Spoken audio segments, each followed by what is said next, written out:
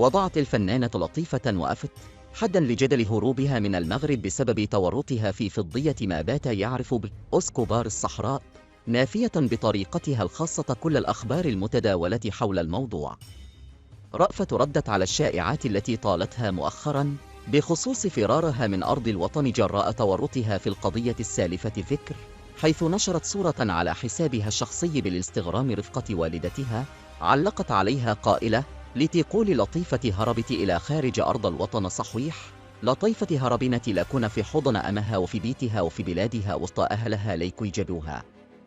وكانت رأفت قد ظهرت في فيديو قبل أسابيع تارد من خلاله على الضجة التي لاحقتها بخصوص علاقتها بطليقها البارون المالي، مبرزة أن الفترة التي قضتها مع هذا الأخير لم تتجاوز 5 أشهر، حيث قررت بعدها الانفصال عنه، كما أنها لم تكن علم بالأفعال لا جراميت التي قام بها، مضيفة أنها تعرفت عليه في ظرف 15 يوم ثم بعدها تقدم لطلب يدها للزواج.